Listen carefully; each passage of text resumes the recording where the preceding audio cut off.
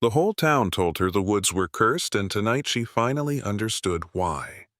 A broke, single mom scraping by in the frozen streets of Duluth, Minnesota took a chance on a $1,200 abandoned winter cabin, her last hope for shelter for her 3 young children.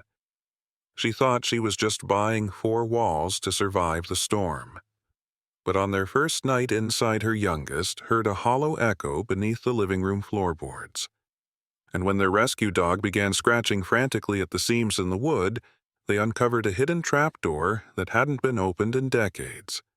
What waited below wasn't just an old basement. It was a secret someone in Duluth had tried to bury, a secret tied to her family, to a forgotten promise, and to a danger the whole town had been quietly afraid of for years. The moment she lifted that hatch, she realized the cabin wasn't abandoned. It had been watching, waiting, and calling her home for a reason that would change everything she thought she knew about her past, and about who was really trying to take this place from her. Before we dive in, tell us where you're watching from. Drop your city, state, or country in the comments below. It's incredible to see how far these stories travel. A steel gray winter pressed over Duluth, Minnesota, the wind sweeping in from Lake Superior like a blade honed by decades of storms. The cold clung to every surface, bit at exposed skin, and turned each breath into a small cloud that vanished almost as quickly as hope. Amber Collins stood on the cracked concrete of an old bus stop shelter, her arms wrapped tightly around her 3 children, as if her body alone could shield them from the freezing world around them. Amber, 32, was a thin woman, with the kind of weary beauty that hardship never managed to steal entirely. Her long brown hair, usually tied back neatly, clung damply to her face beneath the frayed hood of her coat. Sharp cheekbones hinted at weight she had once carried but lost over years of struggle, and her pale skin was reddened by the relentless Minnesota winter. Her hazel eyes, normally gentle, normally full of quiet determination, now flickered with a mixture of fear and exhaustion that she tried desperately not to let the children notice. Noah, the eldest at 10, stood close beside her. His small shoulders squared in the way only a child forced to grow up too early could manage. He had a serious expression, dark brown hair like his mother's, and a protective instinct that wrapped around his younger siblings even tighter than Amber's arms did. Grace, 7, pressed herself against Amber's side, her light blonde curls poking out from beneath a knit hat someone had donated months earlier.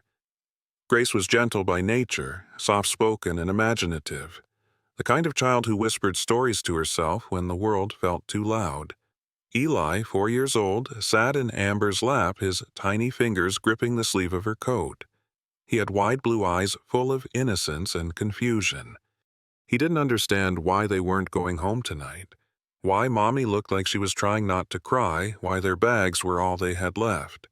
The storm 2 nights before had frozen the pipes at the laundromat where Amber worked. The owner, a stern man with little patience and even less empathy, had let her go with nothing more than a stiff nod. No hours meant no paycheck. No paycheck meant being unable to pay the fee at the church shelter. And now here she was sitting on a metal bench that sucked heat from her body while the wind howled like a living thing. Amber pressed her lips against Eli's hair, inhaling the faint scent of soap lingering from the last time she had been able to give the children a proper bath. Panic fluttered weakly beneath her ribs, an instinct fighting to break free of the calm mask she wore for her children. She wanted to scream, to curse the winter, to curse life for bending her until she felt close to breaking. But she stayed silent because Noah kept looking at her as if she were the last safe thing in the world. The wind whistled through the gaps in the rusted shelter, lifting old flyers that flapped weakly on the bulletin board job postings, long, outdated missing pet posters bleached by the weather and community events from months ago. Duluth at night felt hollow, the streetlights glowing through falling snow like distant stars blurred by tears. Amber wanted to stand and walk anywhere somewhere warm, but her legs felt numb, and the children were too cold to keep moving. She hugged them closer, her breath trembling as she whispered, "We'll be okay. I promise." She wasn't sure she believed it. Footsteps crunched over ice. Amber straightened defensively, instinctively shifting Noah and Grace behind her. A man approached the collar of his heavy brown parka dusted with snow. He moved with a slight limp as if one leg carried an old injury. When he stepped under the dull yellow street lamp, Amber saw his face clearly. Harold Whitman, the local social worker, was a stout man in his late 50s with graying hair and a bristly beard that softened his otherwise stern appearance. Deep lines carved around his eyes and mouth suggested years of listening to stories full of pain and hardship. His kindness was quiet, not showy, a man who had seen too much suffering to waste time pretending the world was gentle. "Amber," he asked, his voice low and warm, clouding white into the frigid air. Amber swallowed, embarrassed by her situation despite knowing Harold never judged. "Yes," she managed. Harold nodded and reached into the inside pocket of his coat. His gloved hands shook slightly from the cold as he pulled out a weathered envelope sealed with a thick strip of clear tape. "Someone left this at the office," he said. "Asked me to make sure you received it. Said it was important." Amber blinked, unsure what to say. She didn't know anyone who could afford to send her anything important. She hesitated before taking the envelope, her fingers stiff from the cold. "Do you know who sent it?" "No name," Harold replied gently. But it looked personal, not from a charity or agency. He paused, studying her face the way someone does when trying to see if a person is truly all right. "You doing okay? Need a ride to the warming center?" Amber forced a small smile. "We'll manage." Harold didn't push her. He never did. He nodded once firmly, then walked off into the thickening snow, his limp more noticeable as he moved away. Amber sat still for a long moment before sliding a finger under the edge of the tape. Inside the envelope was a folded map, hand-drawn, detailed, and marked with a red X far north of the town center. Her breath caught when she saw the handwriting on the corner of the map. She recognized the looping letters instantly. It was her mother's. With trembling hands, she unfolded the second paper. A single line stared back at her. "Go to this place. It's my final gift to you." The world fell away for a moment. Snowflakes melted on her cheeks, though she wasn't sure if some were tears. Her mother had died 2 years earlier, lung disease, a slow decline filled with regret and half-finished conversations. Amber had thought all the secrets died with her. But this felt like a door opening in the middle of a locked life. She looked up at Noah, whose brows furrowed with worry. "Mom, what is it?" She pulled him close. I think Grandma left us something." The words felt impossible, unreal, hopeful in a way she was almost afraid to believe. The wind howled across the empty street, but inside Amber's chest, something small and warm flickered back to life. Maybe this night wasn't the end. Maybe it was the beginning of something she never dared imagine. And as she pressed the map to her chest, she knew one thing for certain. Whatever waited at that red X was the only chance they had left.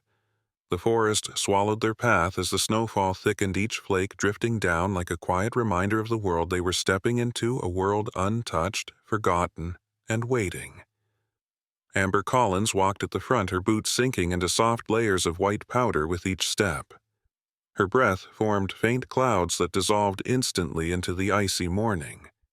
She kept one hand firmly on Eli's small mittened fingers while Noah and Grace trudged ahead, their laughter faint but real, woven into the quiet hush of the pines. Amber's heart beat faster each time she glanced toward the faint red X circled on the fragile map. Something inside her chest, something she had not felt in a long time, throbbed with a nervous and fragile hope. Noah walked several paces ahead. The boy's thin frame wrapped in a jacket far too light for Minnesota winter. His steps steady despite the cold. His dark hair, already dusted with snow, framed a face set in determination. He kept glancing at the trees, alert like a young guardian watching for danger. Grace trudged alongside him, holding a broken twig like a magic wand, the soft fluff of her blonde curls bouncing beneath her knit hat.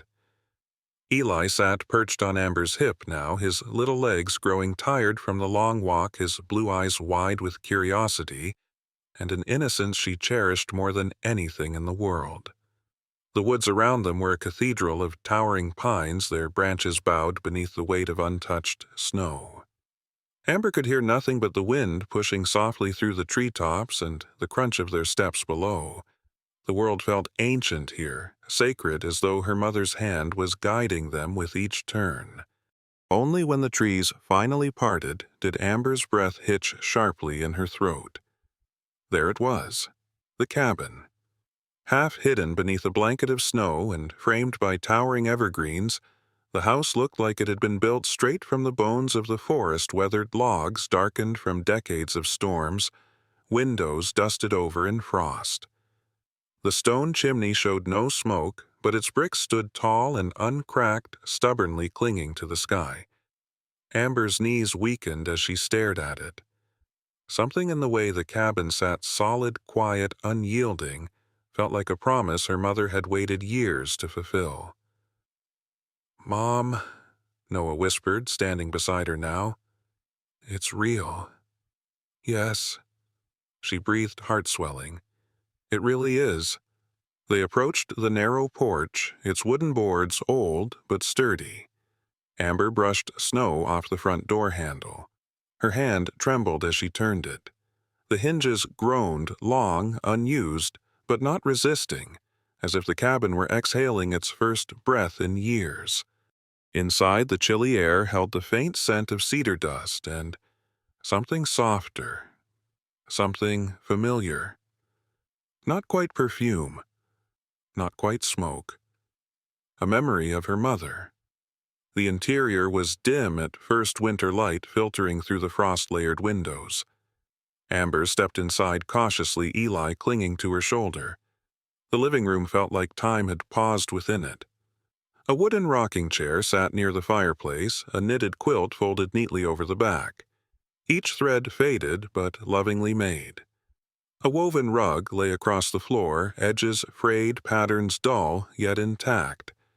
Noah ran a hand over a small shelf filled with mismatched wooden toys.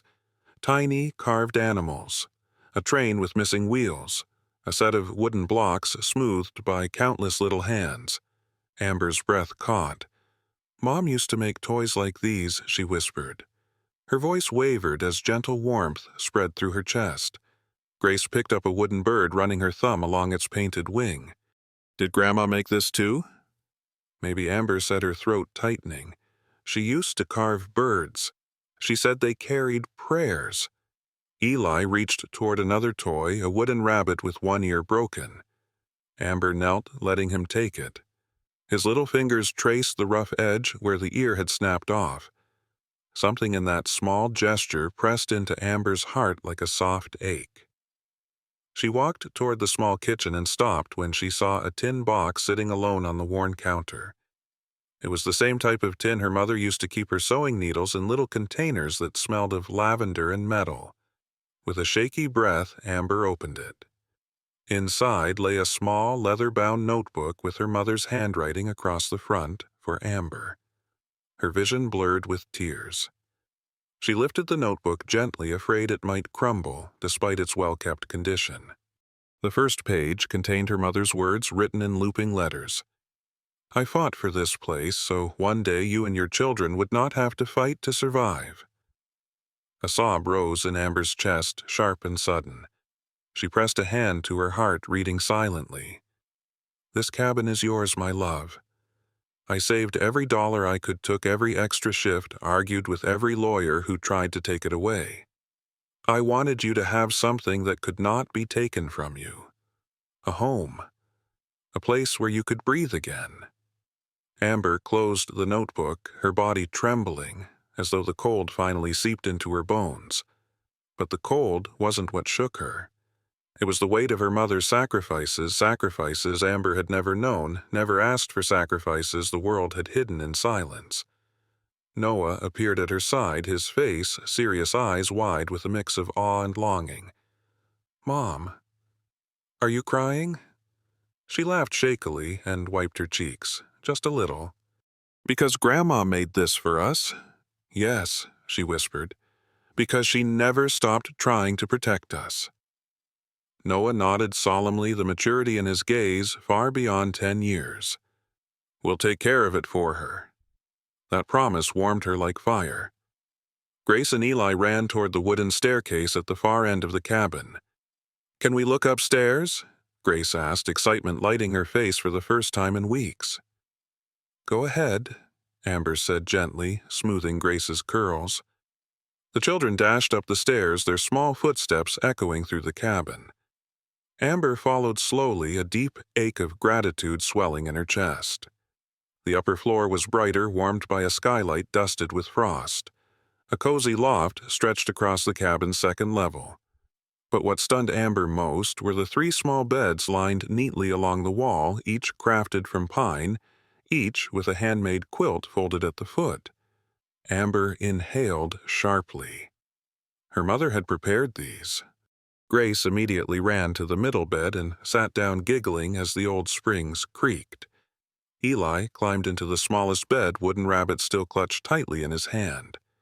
Noah stood beside the loft railing, quietly absorbing it all. For the first time in so long, Amber saw her children's faces glowing, not from cold but from joy.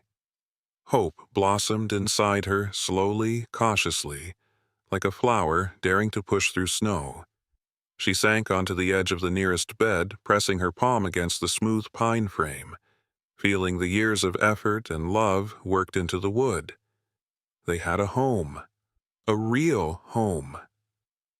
She lifted her gaze toward the frost-covered skylight, imagining her mother somewhere beyond watching. "Thank you," Amber whispered. A soft breeze drifted through the cabin from the open downstairs doorway, carrying with it a sense of something shifting, something old and patient awakening around them. This place had been waiting. For them. For this moment. And for the first time in months, Amber allowed herself to believe that maybe, just maybe, their luck had finally begun to change. Night settled over the woods in a deep, icy hush, the kind of cold that seemed to tighten the very air around the cabin. Snow drifted steadily past the windows as faint moonlight spilled through the frost, dressing the small home in a pale, silent glow. Amber Collins stood at the front porch with a worn broom in her hand, sweeping away the fresh layer of snow that had built up along the boards. Her breath curled upward in white spirals as she worked, the quiet of the night wrapping around her like a heavy blanket. She wasn't used to silence anymore, true silence, the kind that wasn't filled with city noise or shelter chatter or the clatter of laundromat machines. Here, the only sound was the steady sweep of her broom and the distant sigh of wind through the pines. Inside, the children's voices mixed with the gentle crackle of a small fire Noah had built earlier. Though the cabin had been cold when they arrived, the heat now warmed the wooden walls enough to chase away the worst of the winter's bite. It was the first time Amber felt safe in months. But safety, as she was about to learn, carries shadows. As Amber finished her sweeping, she heard a sudden, sharp sound from inside. Not loud, but distinct, like metal striking wood. She turned quickly, heart-thumping. "Mom?" Noah's voice rang out urgent, but not frightened. She hurried in, brushing snow from her sleeves. Noah stood in the center of the living room, a thin boy with serious dark eyes and a posture that belonged to someone far older than 10. His hair was tousled from play and his cheeks still pink from the fire's warmth. Grace clung to his sleeve, her blonde curls bouncing nervously while Eli stood behind both of them, thumb in his mouth, clutching the wooden rabbit he refused to let go of. Noah pointed toward the middle of the room. "There. Listen." Amber stepped closer, kneeling toward the wooden floorboards. For a moment, there was only the faint crackle of the fire. Then clang. A dull, metallic echo, faint but unmistakable, hummed from beneath the boards. Amber's skin prickled. "Where did you hear it first?" she asked softly. Noah motioned toward the area near the old woven rug. "I was rolling the toy train, and when it hit that spot, something clicked." Amber took a slow breath and lifted the rug. A cloud of dust puffed upward. With the edge of her sleeve, she swept away years of grit. And then she saw it, a thin seam between two boards barely visible unless one knew where to look. She hesitated for a second, fear and curiosity tangling inside her. Then she slid her fingernails into the seam and pulled gently. The board lifted with surprising ease. Beneath it lay a darkness so cold it seemed to breathe up at her. The children huddled closer. Amber fumbled for the flashlight she'd found in a drawer earlier. When she clicked it on the beam, cut through the shadows, revealing what lay below a staircase steep and narrow descending into a hidden cellar untouched by time. The air rising from the hole was icy, as though the cold came not from the earth but from something older, something that had waited in the dark for too long. With one last glance at her children, whose wide eyes reflected both fear and awe, Amber descended carefully, each wooden step creaking beneath her weight. The flashlight's beam caught on dust motes that hung motionless in the air, disturbed only by her breath. The cellar was larger than she expected, its low ceiling supported by thick wooden beams. Old crates sat stacked in the corners, and a workbench lay against the far wall, covered in tools so rusted they seemed more like relics than anything useful. But it wasn't the crates or tools that froze Amber in place. It was the wooden pillar near the center of the room. At chest level, carved directly into the beam with a blade, were words that made her heart stumble. "If you are reading this, be wary of the man in town." She stepped closer, raising the flashlight. Near the carved warning was something that made her knees weaken, a small handprint pressed into the wood, once stained with paint or ink, but now faded to a dark shadow. Amber's breath hitched. She recognized the shape immediately. It was her mother's. She reached out instinctively, her fingers hovering over the outline as if touching it might pull her mother back through time. Mom Grace's voice floated down from above. Amber swallowed hard. "It's okay," she called shakily. "Just stay there for now." But she didn't feel okay. An invisible weight settled on her chest, heavy and suffocating. Her mother had been here recently enough that someone might still come looking for what she'd hidden, and she had left a warning. A warning about a man. The beam of Amber's flashlight swept across the cellar again and caught on a stack of papers shoved beneath the old workbench. She knelt, pulling them out carefully. The edges were yellowed and brittle, some pages torn but still legible.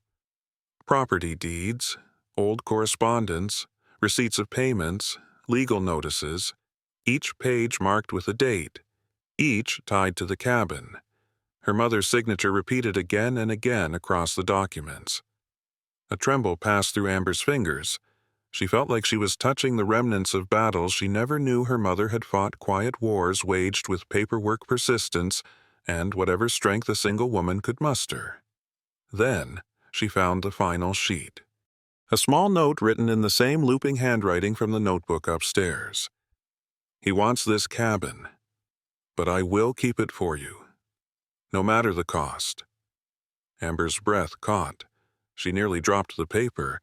A chill wound its way up her spine, colder than any winter wind. Who was he? And how far had he gone to try to take this place? The cellar suddenly felt smaller, the dark corners deeper, the silence pitch black. Noah called from above, "Mom, do you see anything?"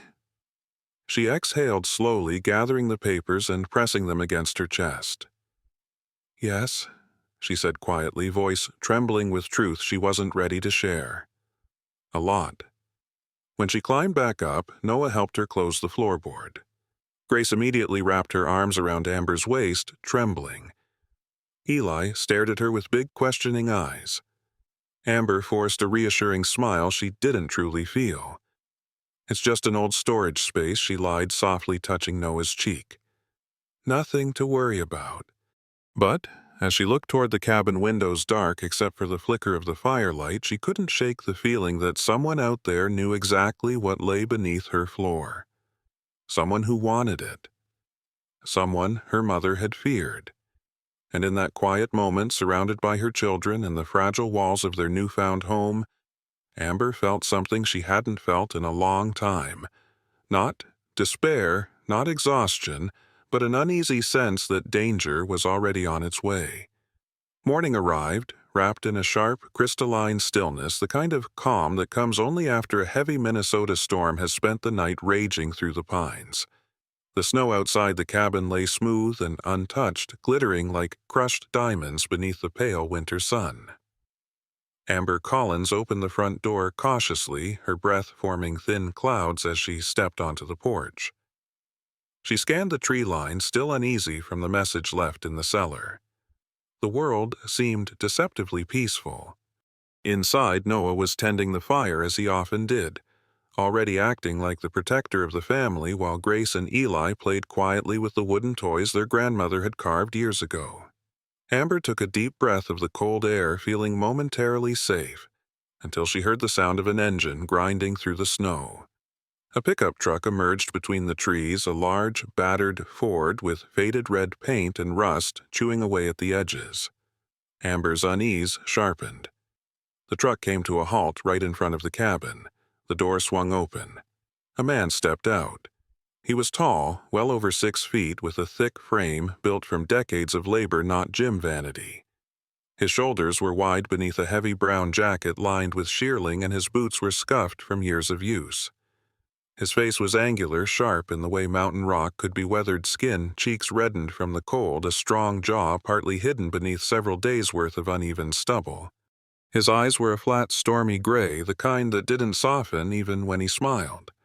And he did smile, a small, crooked curl of the lip that suggested he found amusement where no one else would.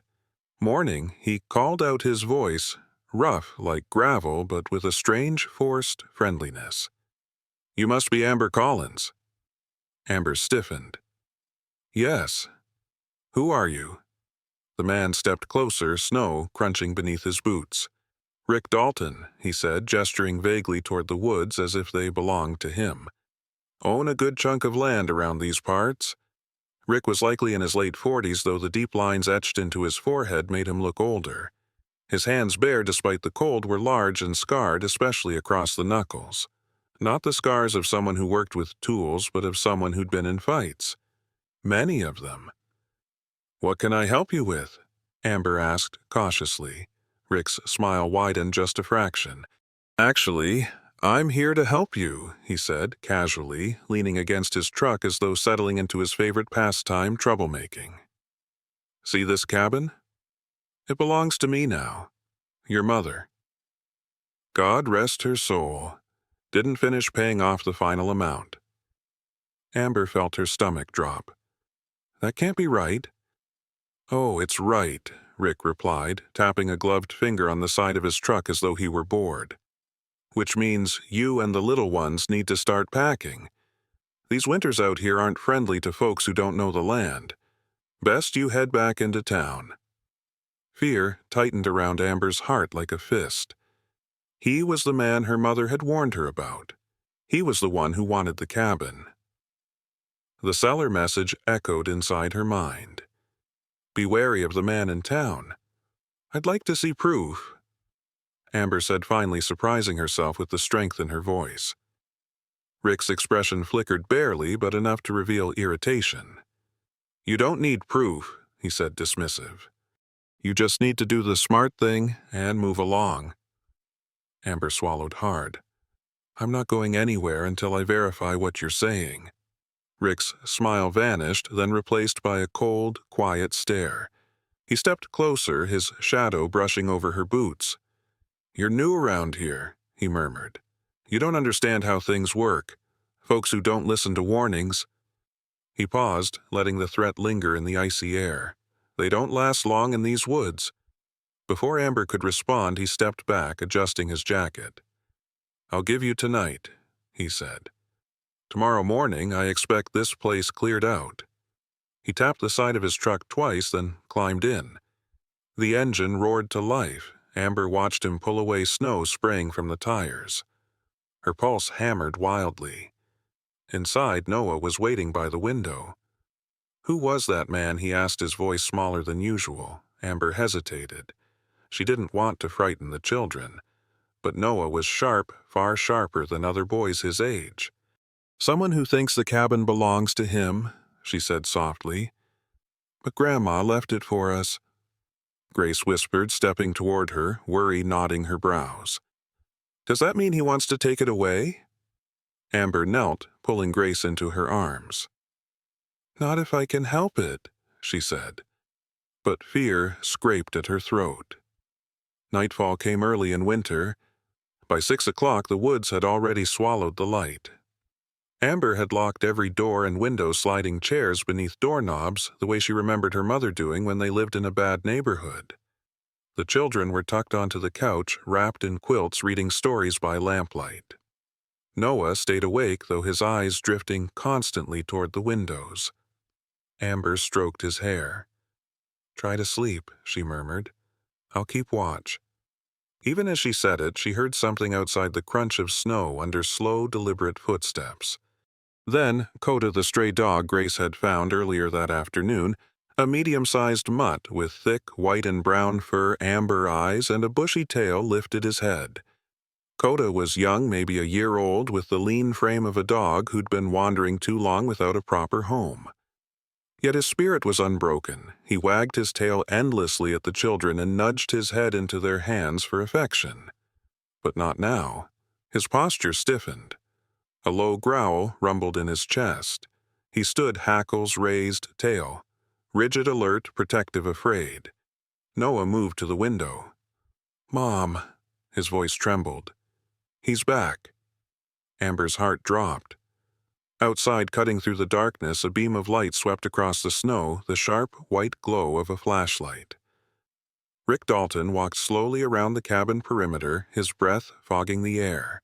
He checked each window, each corner, each doorway like a wolf circling a sleeping herd. Coda barked, explosive, frantic. Rick paused, turning his flashlight toward the sound. His eyes narrowed. For a tense moment, he stood there studying the house as though deciding where he might force his way in if he wanted to.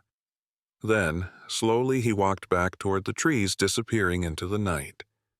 Amber rushed to check every lock twice over. Her hands shook so badly she could barely turn the bolts. Finally, she returned to her children, pulling all three into her arms. Grace cried softly. Eli hid his face in Amber's shoulder. Noah clenched his jaw, swallowing his fear the way he always did. Amber held them tight, whispering promises she wasn't sure she could keep. But one thing was certain: her mother had been right. Someone dangerous wanted this cabin. And after tonight, Amber understood that whatever battle her mother had fought, it wasn't over. Morning broke slowly over the frozen wood, sunlight stretching across the snow, as though testing whether it was safe to return after the long, anxious night. The cabin felt heavier than usual, not because of the cold, but because of everything Amber Collins now knew: her mother's warning carved into the cellar beam, the documents hinting at a battle she never spoke of, and Rick Dalton's dark silhouette lingering outside like a shadow that refused to loosen its grip. Amber rose before the children, woke, her hair still tangled from sleep, her eyes swollen from a night spent listening for footsteps that never came. She stood at the window and watched the frost glitter on the trees while Coda, curled beside the fireplace, lifted his head and studied her quietly. The young dog, white and brown coat, thick as winter fur, amber eyes, keen and intelligent, seemed to sense her unease. He patted over and pressed his forehead gently against her leg. Amber knelt, burying her fingers into his warm fur. "Thank you for waking us last night," she whispered. "We needed you." Coda wagged his tail, once a soft thump against the wooden floor, as if acknowledging his new role as guardian. When the children stirred, Amber quickly warmed water on the stove and helped them bundle themselves in extra layers. The moment they finished breakfast, she gathered the flashlight, a notebook, and the courage she'd held back the night before. She turned to Noah, who watched her with his serious, too wise eyes. "I need you with me," she told him, "just to hold the light." Noah nodded without hesitation. At 10 years old, he already carried the protective instincts of a grown man. His face was still soft with youth, but determination sharpened the edges of his expression. The boy had endured too many nights in shelters, too many moments watching over his siblings while Amber worked late. Duty came naturally to him now. Grace took Eli to play upstairs while Amber and Noah lifted the loose floorboard once again. The cold breath of the cellar drifted up to meet them, tinged with dust and the faint smell of old timber. Noah held the flashlight tightly, its beam slicing through the shadows as they descended. The cellar felt different this time, not just mysterious, but waiting. Amber opened each old crate carefully, her hands moving more confidently than the night before. They worked through stacks of yellowing papers, receipts, and letters. Amber read quietly, absorbing details she had never known her mother negotiating for an extension, writing combat firm letters to the bank, dealing with Rick Dalton's attorneys, fighting back against unjust accusations that she missed payments she had in fact already made. Most of the documents were incomplete fragments of stories, but in the last crate, buried under a brittle blanket, they found a slim folder tied with a faded blue ribbon. Amber opened it slowly. Inside was a stack of pristine papers protected in clear sleeves, untouched by dust, preserved carefully, intentionally. At the top, final ownership and payment confirmation, Collins Cabin Property. On the signature line, her mother's familiar handwriting, curving bold, steady, even though Amber knew she'd been ill. The date was 3 weeks before she died. The contract was stamped, notarized, and sealed by the local county office. Noah's eyes widened. "Mom, this means he was lying." "Yes," Amber whispered, fingers trembling over the embossed seal. "It means everything my mother fought for," she finished. "And Rick Dalton tried to erase that." Amber pressed the folder to her chest, fighting back tears of relief mixed with sorrow. Her mother, even in her final days, had been thinking of her, protecting her. Building a life Amber had been too overwhelmed to imagine. "We're going into town," Amber said with a steady breath.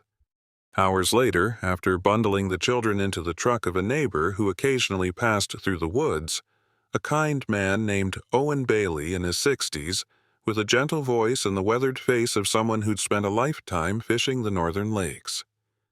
Amber stepped into the Duluth County Courthouse. Owen waited with the children in the lobby, whittling a small piece of wood for Grace with his pocket knife. He was tall and lean, with a silver beard trimmed neatly along his jaw, and eyes that carried the tired wisdom of a man who had seen too many winters. Amber walked alone into the clerk's office. The clerk, Mrs. Helen Marks, was a woman in her late 50s, with round glasses perched at the end of her nose, and a calm, motherly demeanor. Her gray hair was tied in a tight bun, and she had the air of someone who enjoyed keeping things in order and grew quietly offended when others did not. Helen scanned the document slowly, her eyes narrowing. "These signatures," she murmured, flipping pages. "These seals. Everything here is legitimate. Your mother paid every last penny." Amber swallowed. "Then Rick Dalton has no claim." Helen looked up sharply, adjusting her glasses. "None. Not a single inch." Within an hour, Amber stood before Judge Raymond Calder, the county's senior magistrate, a tall, stern man with silver hair combed neatly back, square shoulders that filled his black robe, and a voice deep enough to hush any courtroom. Despite his imposing appearance, his eyes revealed a well-hidden gentleness. Decades on the bench had taught him empathy, even when his expression did not show it. After reviewing the papers, Judge Calder tapped his gavel lightly. "This cabin belongs to Ms. Amber Collins," he declared, his tone final and commanding. "All disputes are settled."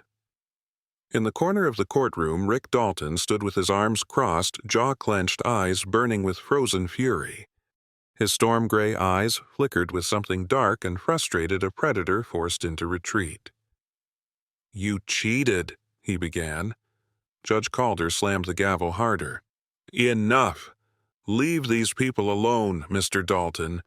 Consider this your final warning." Rick's jaw flexed. For a moment, Amber thought he might ignore the judge and rush toward them. But then, with a snarling exhale, he turned and stormed out of the courtroom, his heavy boots striking the floor like thunder. Owen escorted Amber and the children back to the cabin, his old truck bouncing gently over the snow-packed road. Winter began to soften in the days that followed. The sun lingered longer in the sky. The trees shook loose their heavy coats of frost. The cabin, once a place of fear and uncertainty, became a sanctuary brimming with new life. Noah found tools in the cellar and used them to build a small wooden bridge over the stream behind the cabin. His serious expression softened into pride when he finished it. Grace planted marigolds in clay pots they found under the porch, orange blossoms glowing like little suns in the melting snow. Eli raced around the open yard with Coda close behind him, their laughter and barks echoing between the pines. Amber stood on the doorstep one evening watching the snow melt trickle into the forest floor. The air smelled of pine sap and promise. She placed a hand over her heart and whispered into the glowing dusk, "Mom, I kept your gift safe." A breeze brushed gently across her face, warm for the first time in months, and for that precious moment, Amber felt her mother standing with her. Hope settled into her like a soft, enduring light. Her life wasn't easy now, not yet, but for the first time in years, she had something steady beneath her feet, something she could build on. A home, a beginning, and that alone made her spirit feel weightless.